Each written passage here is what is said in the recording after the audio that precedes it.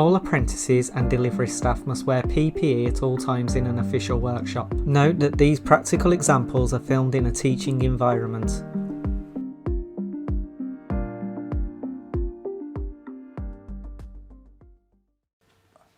Once your installation is complete, the next step is to then carry out inspection and testing of the whole installation and record your results in a set of inspection and testing certificate and schedule of test results. These tests need to be done in the correct sequence. The sequence for these tests is set out in BS 7671 and then more commonly used is Guidance Notes 3. So we'll be referring to that at some point. So we need to carry out the tests in the right order. The first thing we need to do is to check our meter is fit for testing.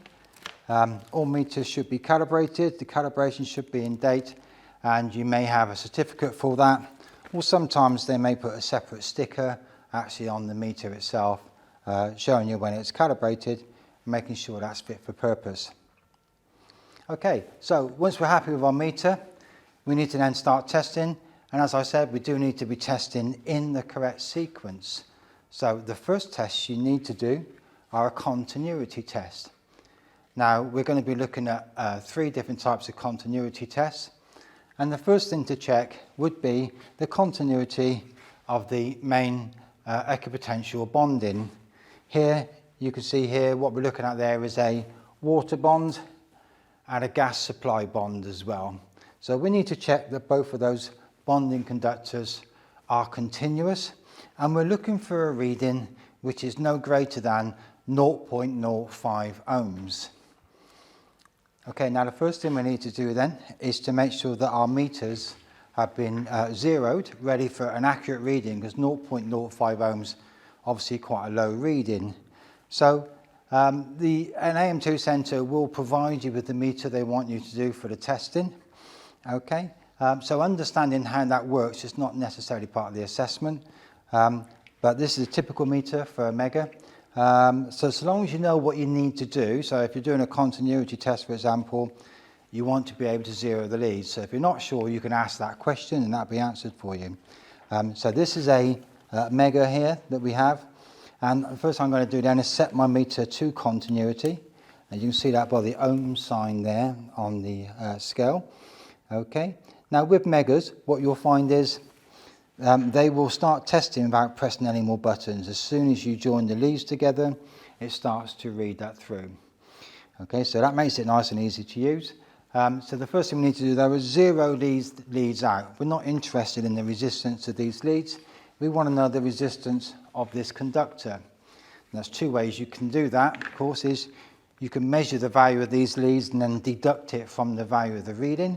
Or you can very simply, with most meters, put the 2 together.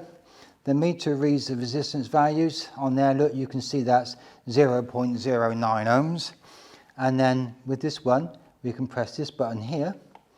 And that little symbol means it's going to zero it. And you can see the reading has gone down to 0.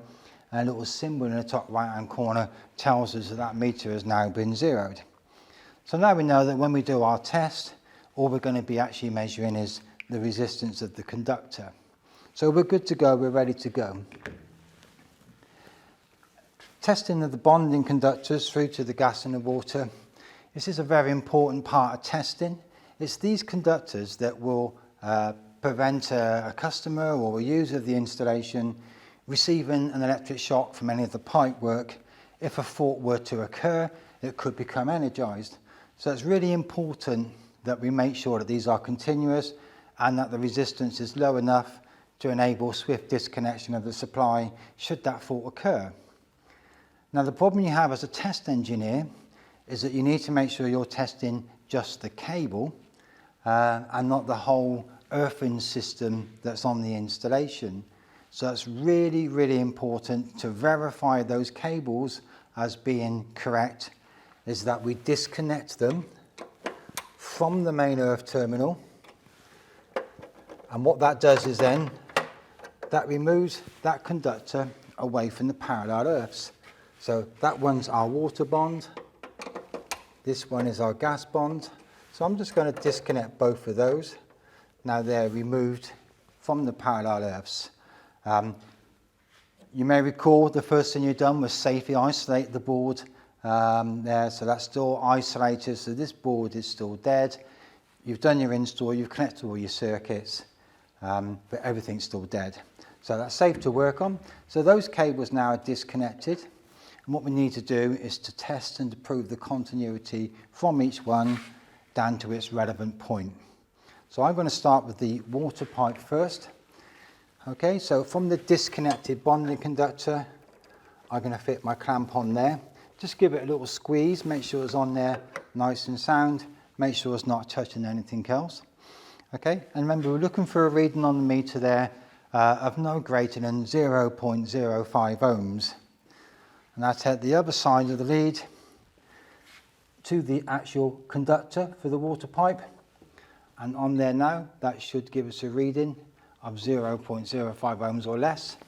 What we've actually got there is 0.00. So that's a nice good low reading. Obviously on a normal installation you might expect a higher reading than that because the water pipe may not be right next to the mains. It might be further away, and the further away it is, the higher the reading is going to be. Okay, so that's good. That was 0.00. So now what I need to do is change over to the other pipe.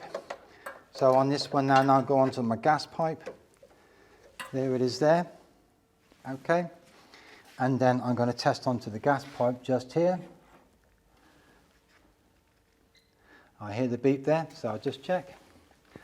And that is also 0.00 ohms. Okay, so again, that's a good reading.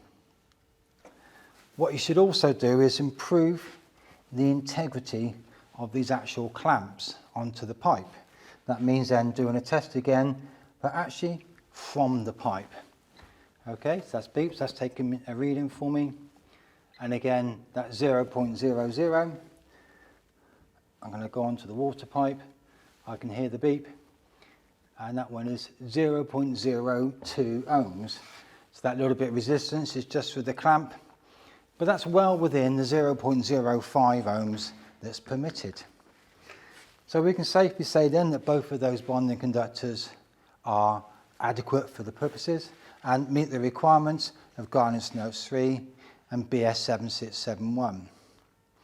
Just to prove the point of disconnecting them, because it is a very important point, what you can see if I go directly onto the earth terminal there instead of onto the cable and repeat the test to both of those,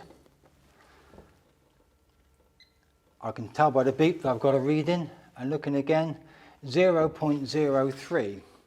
So that is still within the regulation requirement, even though the cable's clearly not connected. That's because the system has got parallel earths, and if you don't disconnect the earth cable from the main earth terminal, those parallel earths will disguise the fact that maybe these cables are broken or damaged. So it is really, really important that you disconnect them from that and then test them separately to make sure you're verifying the bonding conductors. Okay, so that's continuity of the bonding conductors. The next thing to do with that now then would be to record the result in our paperwork. For a brand new installation, you need to complete an electrical installation certificate for initial verification. What we have here is NET's version of the model forms from BS 7671 for initial verification. The first two pages are the certificate and the schedule of inspections.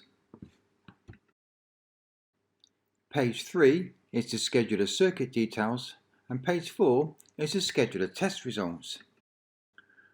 Whilst the majority of your results will be recorded on the schedule of test results, we've just tested the main protective conductors, and this is verified on page 2 of the certificate.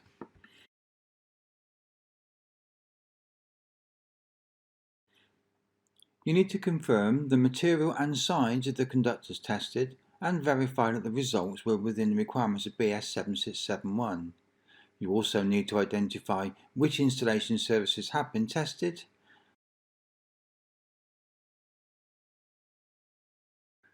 and those which are not applicable.